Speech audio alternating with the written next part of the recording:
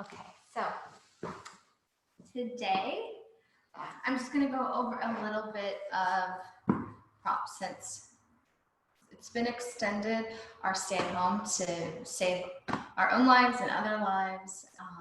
It's very important that we do follow this mandates by our city and state governments, national governments. I think we'll save a lot of lives if we do, and including our own.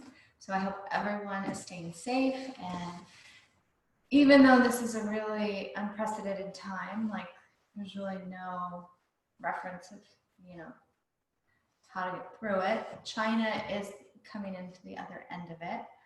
But one of the ways there's many ways to use this time during this pandemic, quarantine, or just shelter in place, stay safe at home, is to really go through and see what you need to focus on now internally.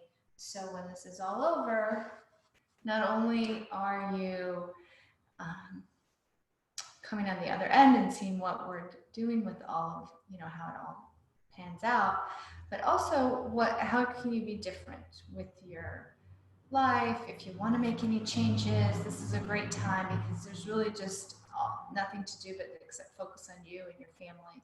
And if you're working in some of the front lines, as we call them, and for the healthcare workers, I have a lot of friends that have been called back into their old jobs to really be on the front lines in the hospitals and in the tents. So it could be stressful. You're worried about your family. You don't want to spread that to them. But we also want to see what good can come from this. Because I think a lot of positive things will come through this.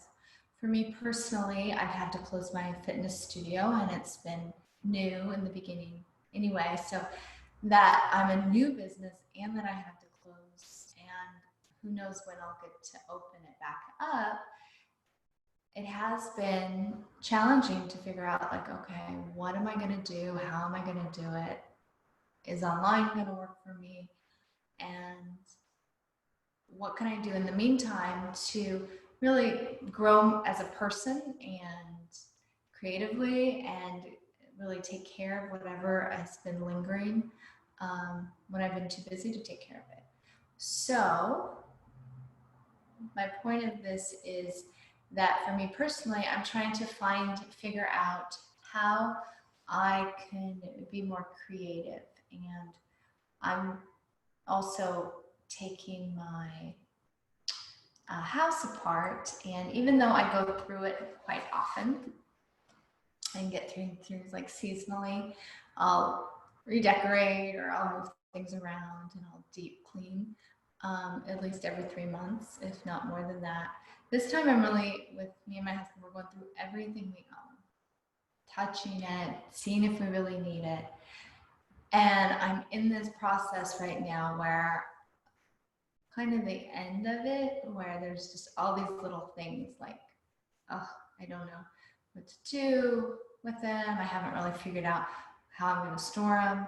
So it's creating a lot of frustration in me personally. So I'm thinking of, okay, so what are the frustrations that I hold? What are the things that I'm not really wanting to deal with, the little itty bitty things, not the big things, but just kind of everyday pieces of paper or how to organize something. So I'm in that phase, and I'm hopeful, and not just hopeful, but my strong intention is to really clear out everything in my physical space, in my internal space, in my emotions, in my thought process, in my spiritual practice, things that are just holding me back and cluttering, and little attachments that I didn't even realize I had that are there, to use this time to clean up that stuff. So then when we come back, which we will, I'll be able to see my business and my life and myself in a different light, with a little bit more of a perspective, but hopefully at a higher vibration. So I have a new way of interacting with the world and connecting not only with myself, but with others around me. So that wasn't really what I was going to talk about on the video today, but since that's what we're talking about, or I'm talking about, we're going with it. So segueing into also what I'm making sure is a priority is that I'm teaching a couple hours a day. I'm also working out myself a couple hours a day and taking a longer walk. And I'm wanting to have some of that, if not all of that, personal working out and exercising, cardio, to be a part of my daily life once I get done with, once we all get on done with this pandemic. So what I wanted to talk about today is if you're at home and you've been thinking that the pandemic was going to end sooner or later, but you want to start working out, but you don't have any props or you're not sure what to get. So if you want to buy anything, I would Amazon or any of the other retailers, a couple yoga blocks. I would get a strap. And if you're someone with really high, tight hips, and you do have a goal of working out in a studio again, but also really kind of making a daily practice of any meditation or stretching, I would invest in some sort of bolster. There's Yoga Direct. There's a lot of websites you could go to find. It doesn't have to be this thick, but something to sit on. And then some sort of blanket. This is the yoga blanket, but you could do something where, you know, it's your own blanket. You probably don't even have to buy that. So, and then maybe some sort of mat. It can be thicker than this. There's some that have some foam in it that are a few inches thick. Some are rubber and they're softer, especially if you just need a little bit more padding, if you have like more concrete floor. Those are the things. Now, if you do not want to invest in any sort of equipment right now, in lieu of a block, books. So you can have like a couple big books, same size. So you can hold them this way. So when we're doing any like forward folds, or if you're doing bends, you can have it there. Then also a few books to stack. So it doesn't have to be this thick, but maybe a couple books. So you want a few books that you can hold on to and put some pressure on. They can be thinner than that. Or if we do anything with the blocks like this, you're gonna have a couple books stacked. Just enough so the weight of your body can safely support that. So in lieu of a blanket, you can get any sort of blanket, or you can just get a towel and fold it up. And this is just nice to support your head and neck. Then the other thing is a strap, but you can use a belt. So just anything long enough, or if you have TheraBands, you can use those. With some of the stretches though, that like I do, I love the TheraBand work for sure, but I find that a strap or a belt, especially when we get in our hamstrings, it's nice because there's not that give. You don't have to worry about it snapping at all. It's just, this is nice and comfortable, it hugs. So find a belt that is long enough so you're not struggling to reach up there, but you can really just work and hold on to it with a nice grip.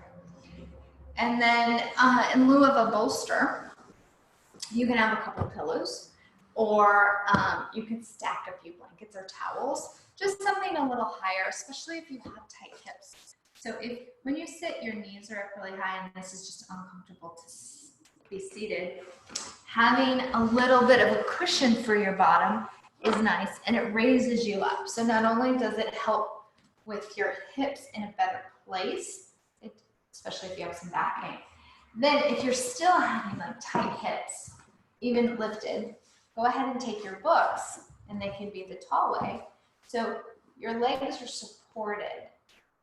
So you're not like trying to stretch and hold up, so there's not a struggle in between there, especially when we're stretching or working out.